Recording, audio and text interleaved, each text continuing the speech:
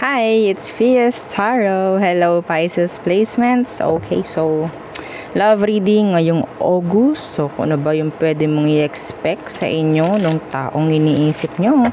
Okay, so syempre, before tayo mag-start, kung hindi ka pa nakakapag-subscribe, please do subscribe and hit the notification bell para lagi po tayo maging updated sa mga mangyayari pa lang, okay? So, Pisces, yeah, kung meron pang ibang mga katanungan, just message me sa akin pong FB page for more info, okay? So, let's start your reading, Pisces placements. Okay, Sun, Moon, Rising, and Venus. Okay? So, anong pwede mong i-expect ngayong August sa inyo nung taong iniisip mo? Okay. Anong pwedeng mangyari kung ano man? Tingnan natin. Pisces. Okay, the Eight of Wands inversed. So, may chance na magkaroon ng or mawalan ng communication or hindi maging ganoon or maging open sa komunikasyon. Okay? So, the Eight of Wands inversed. Okay. And the King of Cups. King of Chalices. Okay. So, I think this person, sabihin nating they are choosing, no, not to be open. Like, sabihin natin parang vulnerable or transparent pagdating sa emosyon nila for you. Okay? I don't know why. So, may chance na magkaroon ka ng isipin. Okay? Some of you, they will love bomb you. They will love bomb you. They will breadcrumb you. I don't know why. Okay? So, may chance na meron tong manipulasyon.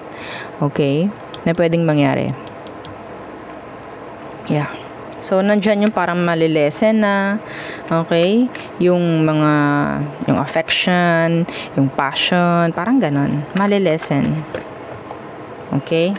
So, kunin ko tong isang ito. The Two of Pentacles in reversed. Yeah, parang nararamdaman mo na they are dropping you. Parang ganon. I'm sorry, pero, yeah. Okay. So, let's see. Ano bang meron sa taong yan? Anong meron sa kanya? The Three of Wands in reverse. Some of you, you have this third party issue. Okay? The Three of Wands. Some of you, may chance na pwedeng tinatalikuran ka na ng taong to. Okay? Yeah, the Page of Swords. Pero they're watching you. Okay? Some of you, ini-stalk mo tong taong to. Okay? So, Pisces, nakakakuha ako ng energy rito na pwedeng iniwan ka nito sa ere. Okay? Dinrap ka. Hindi na sila naging present or available sa'yo emotionally. Okay? May nag-stop. Nag-stop yung love.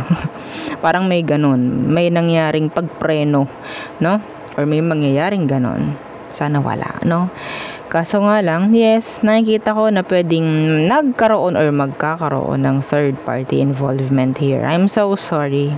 If you don't want to hear this reading, then yung ibang read na lang po, no? Yung inyong panoodin. Okay? So, oops. The Three of Wands in reverse. This is pagtalikod. Okay? So, maybe tinalikuran ka na ng taong to. Actually. Or may nangyari na ng pag-iwan sa inyo. Okay? The Page of Swords, they are stalking you right now. They are watching you. Okay? Or maybe getting information from other people, mutual friends maybe. Parang ganon. Okay? Yeah. The Queen of Swords, they are acting distant, cold, detached. Parang ganyan. Okay? So, yeah, there's silence. There is silence. Okay. Ano bang meron? Pagdating sa emosyon niya sa'yo, Pisces. What is their emotion? Ngayon, like currently. Okay? The Queen of Pentacles in reversed. Okay, and what's that? The Chariot in reversed. I think this person is, sabihin nating, lagi ka nitong kinukumpara sa iba. Okay? Lagi kang kinukumpara sa iba. Some of them, they're playing the field talaga, trying to connect kung kani-kanino, parang ganyan. Okay? Pero they're not actually moving on. Ang pag-move on na ginagawa nila is parang pakikipag-connect kung kani-kanino. Okay? Some of you, binlock ka niya.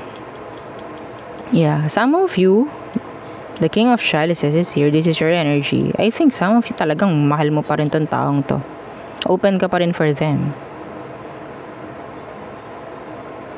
Yes. Malalaman nyo by August, itong taong to na nang iwan sa inyo is pwedeng nakikibalita. Malalaman nyo yun. Malalaman nyo na ini-stalk kayo. Okay? Malalaman nyo na pinagtatanong kayo. Yeah. Some of you makakakuha ng message like sabi nating message request from a dummy account. Like that. If ever. Okay? They just want to know kung ano bang meron sa inyo ngayon. Kung anong meron sa iyo ngayon, Pisces. Okay? Yeah. So, you must be ready. Yeah, you must be ready. Pag nangyari yan. Okay. So, anong next action niya? Let's see. Anong next action niya? Kasi they are stalking you. Mangyayari yan. Or pwede ngayon nga, ini-stalk ka na. Or pwedeng ini-stalk mo rin siya. Anong next action niya towards you, Pisces, ngayong August? The moon. Yeah, the moon in reverse. Ito yung energy na hanapin ka. Okay, hinahanap ka. Hahanapin ka. Gustong malaman kung ano bang mga meron nga sa'yo. Parang ganon. Okay? Why? They're sad, actually. They're sad. Why? Meron ako naramdaman ditong energy ng parang, tawag dyan, panghihinayang. Okay? So, kaya siya gagawa ng ganyang paraan, ganyang action. Kasi may panghihinayang Yeah, the moon in reverse. Yeah, the 8 of chalices. Yeah. Alam nito kung ano ba ang pwedeng mawala sa kanya. Okay? Some of you, yun nga, may chance na pwedeng inaalam niya kung ano bang meron sa iyo. Pero hindi sila lalapit. They won't. Like, papakilala, mga dami-dami account, papakilala na sila. No, never nilang gagawin yun. Nandun pa rin yung distansya. Nandun pa rin yung misteryoso kung ano man ang meron sa kanila. Okay? Hindi nila gagawing open or vulnerable yung sarili nila from you. Okay? Yeah, the 9 of Pentacles universe. Meron lang silang kailangan talaga Yeah, see the Ace of Pentacles. Oh. Wow.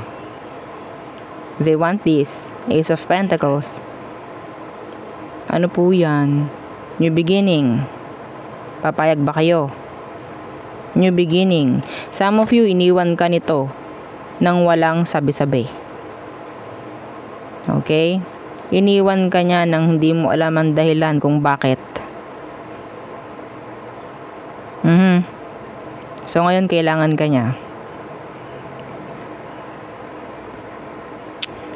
Anong gagawin mo? May chance to na parang gumawa ng paraan para makita kung ano bang meron sa'yo. Parang ganyan. Pero hindi nila sasabihan kung ano ba talaga yung intention nila. Bakit sila nandyan? Bakit sila bumabalik? And yun nga, yung iba sa kanila, hindi sila magsasabi na sila pala yun. Magtatago sila sa ibang account. Mga ganyan. Okay? Pwedeng makakarinig ka, oy, tinatanong ka ni ng ex mo. Tapos tatanong, bakit daw? Wala tinanong ka lang Ganon. Diba? Okay. So,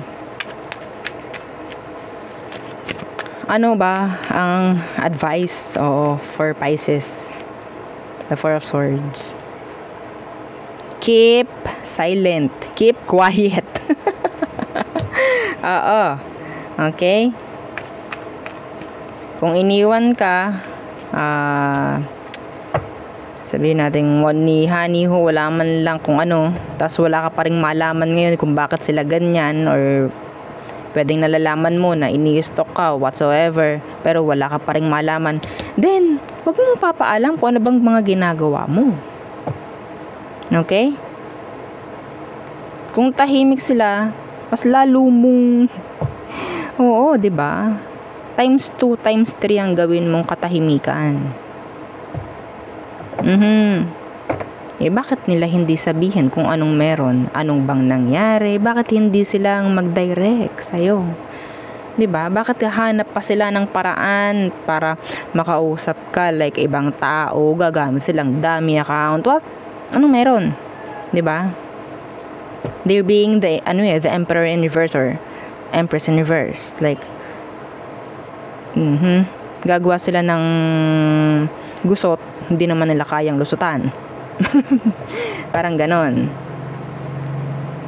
Okay, so if you're not hearing something from this person, like clarity, kung ano man, answers, then wag mo ring ibigay.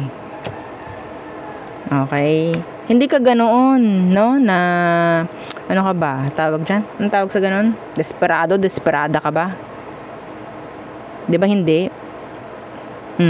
Lalabas na ganun ka kung ikaw open na open ka pa rin. Ay, welcome pa rin ako kay Pisces kahit wala naman akong sinasabi sa kanya.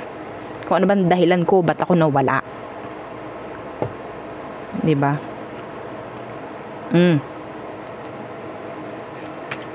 Okay, Four of Swords.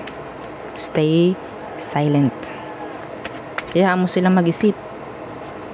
See, the Page of Wands. Hayaan mo sila ang magbigay sa'yo ng atensyon. Okay? Hahanapin ito eh. Kukunin ito atensyon mo.